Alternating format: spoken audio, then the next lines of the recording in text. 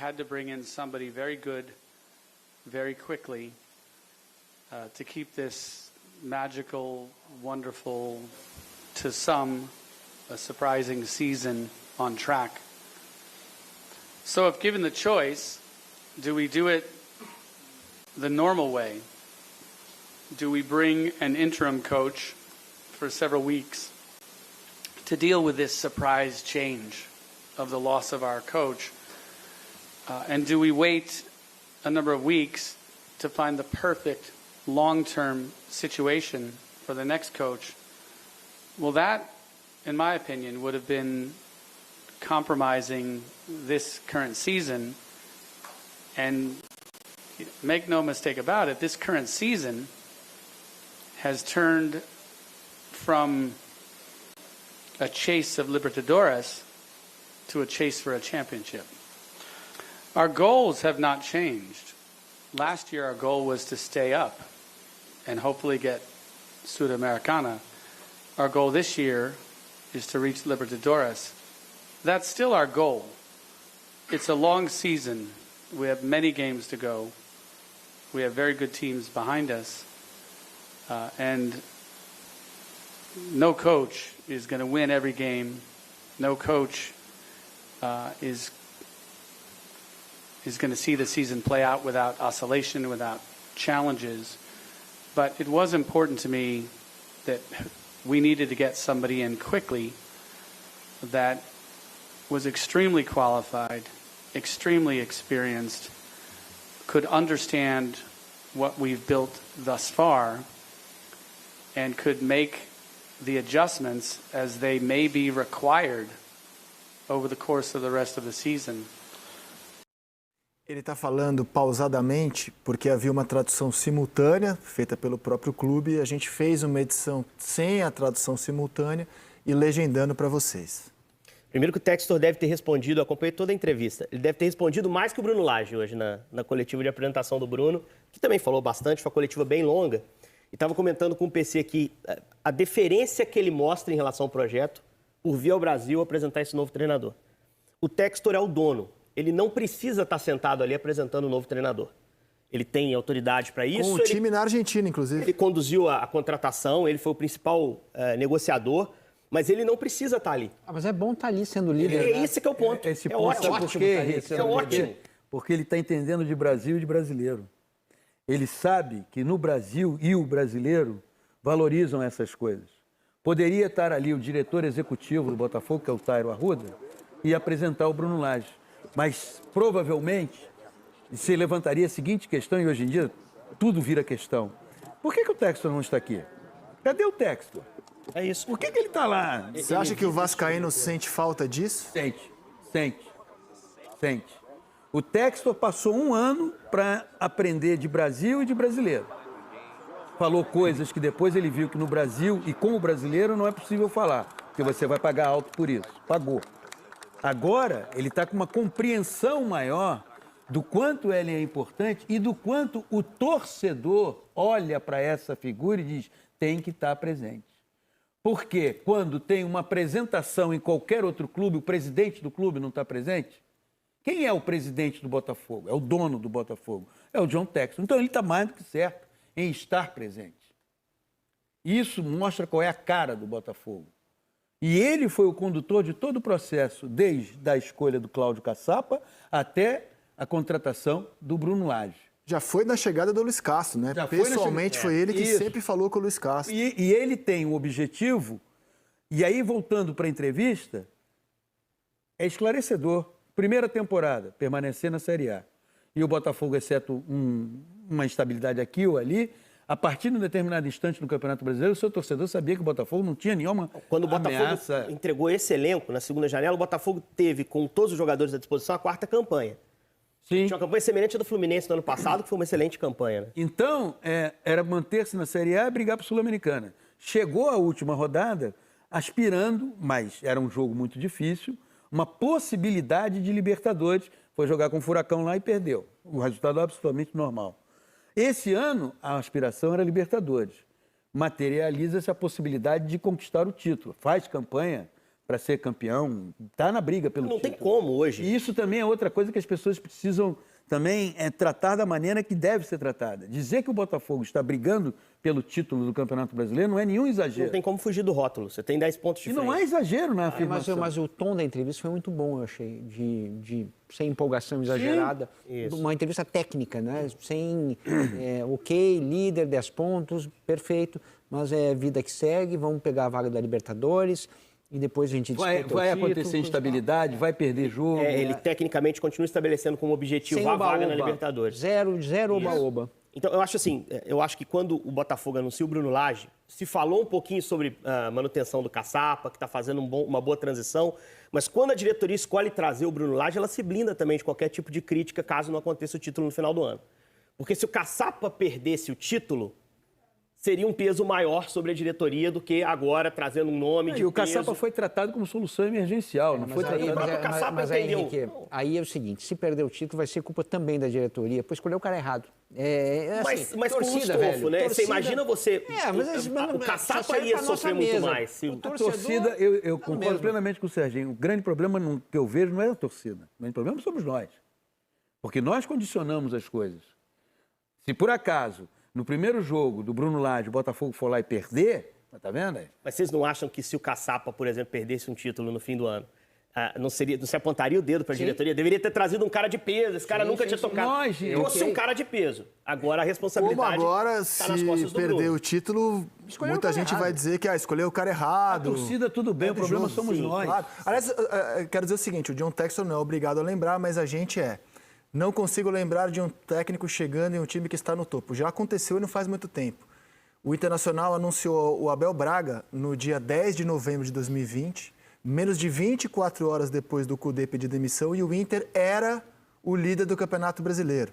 Havia terminado o primeiro turno na liderança do campeonato. Não era a vantagem que o Botafogo tem hoje, mas o Inter era o líder do Campeonato Brasileiro. E o que aconteceu? Houve um choque no modelo de jogo. O Cudê pensa futebol de um jeito muito diferente do Abel. O começo do Abel foi de péssimos resultados.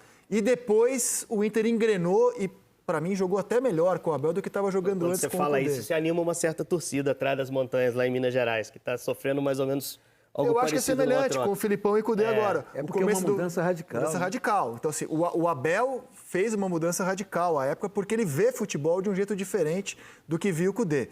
Mas depois o time engrenou e não foi campeão brasileiro. Foi prejudicado pela arbitragem no jogo contra o Corinthians. Eu também acho que foi. Exatamente. Se não fosse prejudicado pela arbitragem, o Internacional teria sido campeão. Também acho que foi. Contra o Flamengo também naquela expulsão do Rodinei. Mas, enfim, foi no detalhe que o Inter acabou perdendo aquele título. Agora a gente vai ver o Bruno Lage, que está diante desse desafio. Manter o trabalho do Luiz Castro, que participou, inclusive, da escolha do Bruno Lage Essa como... tarde é muito boa. Hã?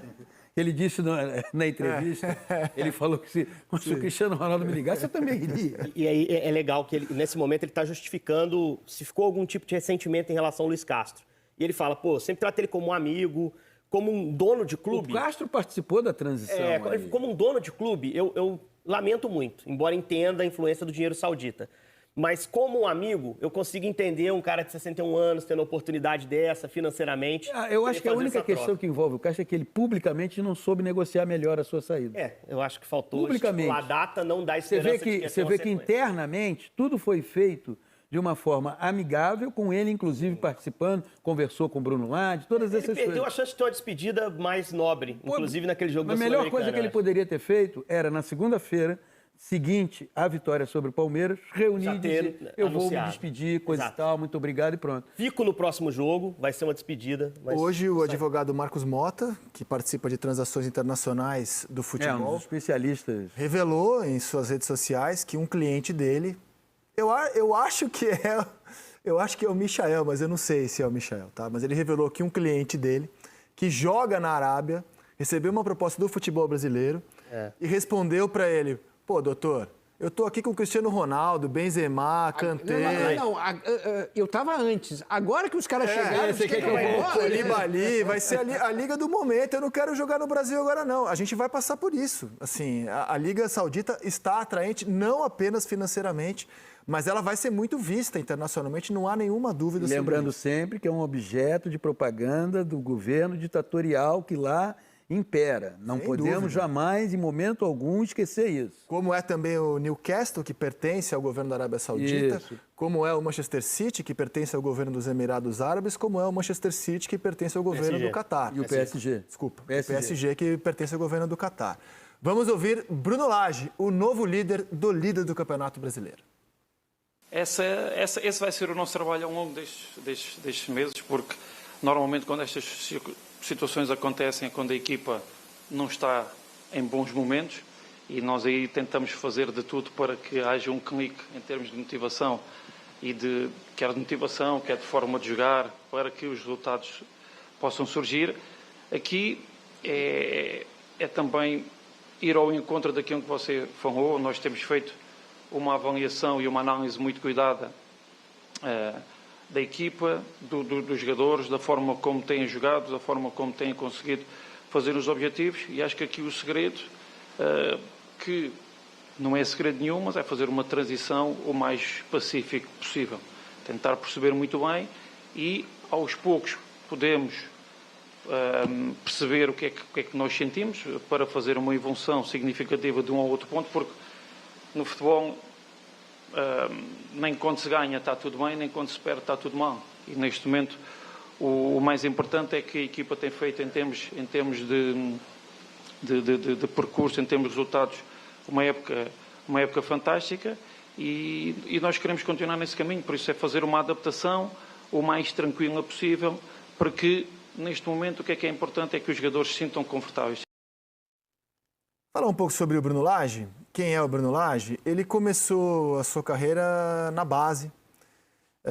Aí ele foi convidado pelo Carlos Carvalhal para ser assistente técnico na Inglaterra, de times como o Swansea e o Sheffield.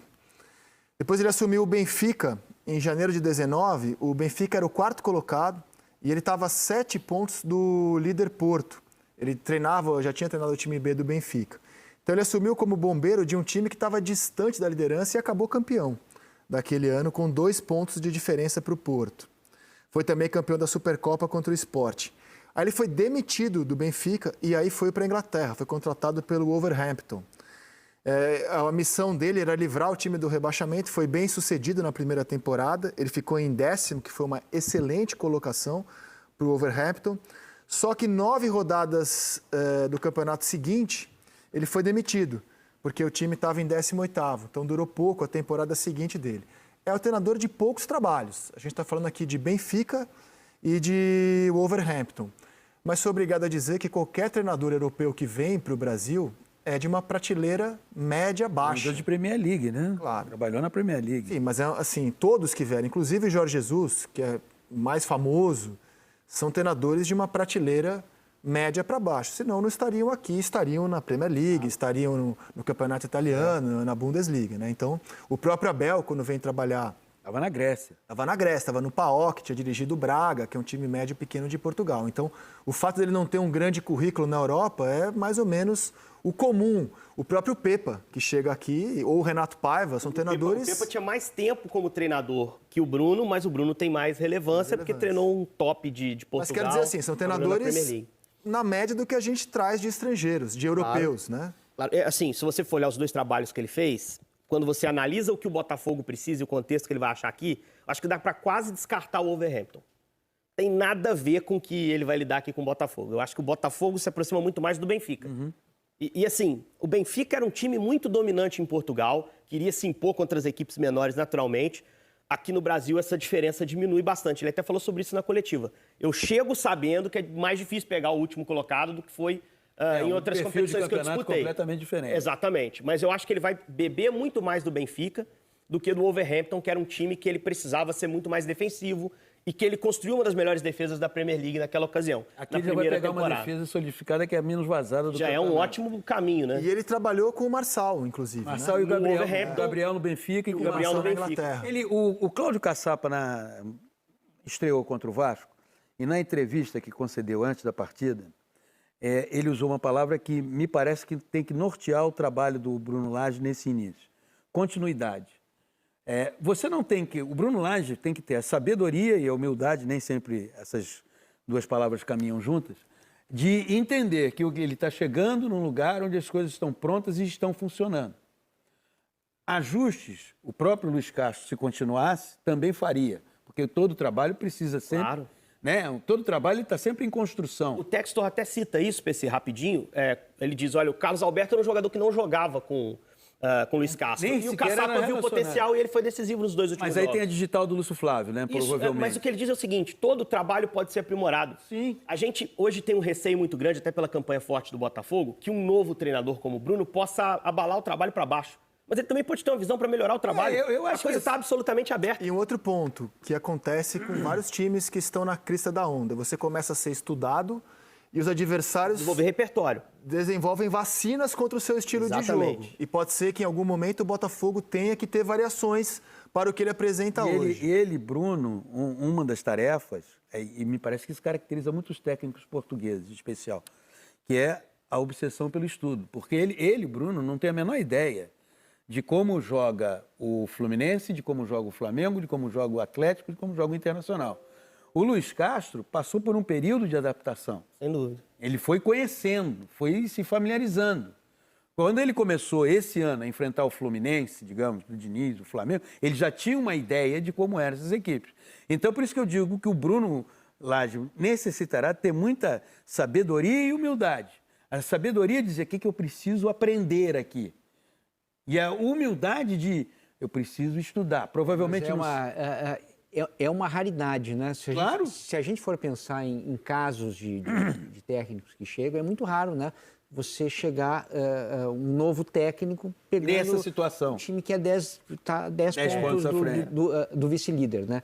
No mundo empresarial tem um negócio que chama engenharia reversa, né? Que é quando uma empresa compra a outra, mas a cultura que vai permanecer é a da Anterior. É da comprada, né?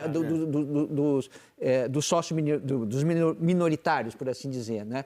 De uma certa forma, acontece isso agora, né? Tá todo mundo analisando o trabalho do Lage e faz sentido, claro, é nosso trabalho. Mas no final das contas, quem eu acho que mais tem que analisar é o Lage. Ele tem que pegar o Botafogo, tem que esmiuçar exatamente o que estava funcionando, o que poderia melhorar. E quase que esquecer um pouco os trabalhos dele nesse primeiro momento, né? Não é a hora de fazer nenhuma Já achei interessante que ele assistiu mexida, ao né? jogo contra o Grêmio, segundo o GE. Globo. No domingo ele ficou assistindo mesmo em Portugal. Diferença E de já deve fuso. ter Na visto, entrevista, né? ele sugere até que ele assistiu contra o Vasco. Informação Ele fala que da lesão do eu Rafael. dei ontem e o André Mazuco, aliás, que eu vinha dando, e o André Mazuco, o diretor de futebol do Botafogo, confirmou, é que as conversas com o Bruno Lage começaram a acontecer antes mesmo do jogo com o Palmeiras. Pois é, porque já davam como certa a saída o Luiz do... Castro, assim, esse papo de Aliás, que... foi antecipado aqui, né? De uma certa forma. Muita gente acha que a maneira como o Botafogo lidou com isso, o Luiz Castro, foi ruim porque criou um suspense até o último momento. Quem viu seleção sabia que não tinha suspense nenhum. Que desde que chegou a proposta da Arábia, o Luiz Castro comunicou ao Textor que eles combinaram que iam falar sobre isso depois do jogo com o Palmeiras, mas que já estava claro que seria impossível de cobrir, que ele iria e que ele ficaria até o último dia possível, que era a partida que fechava a fase de grupos da Sul-Americana. Então, desde que ele comunicou ao Botafogo que tinha proposta, começaram a conversar com o Bruno Lage e, obviamente, ele começou a se inteirar de que time é esse, como é esse elenco, e começou E é uma a característica acompanhar. dos técnicos portugueses. Né? Ele provavelmente viu o jogo contra o Vasco, viu o jogo contra o Grêmio, certamente sábado estará no Newton Santos, vai ver hoje contra o Patronato e sábado vai estar lá para ver contra o Bragantino e aí sim começar a trabalhar. E esse trabalho ele pede, por parte do Bruno Lage, humildade e sabedoria. E quando eu falava de que é um treinador de uma prateleira média, segunda, terceira, o que está bugando a cabeça de muitos treinadores brasileiros é porque esses profissionais que não estão top de linha na Europa chegam aqui e conseguem causar tanto impacto no nosso futebol. Isso se reflete quando a gente mostra o painel de treinadores da Série A.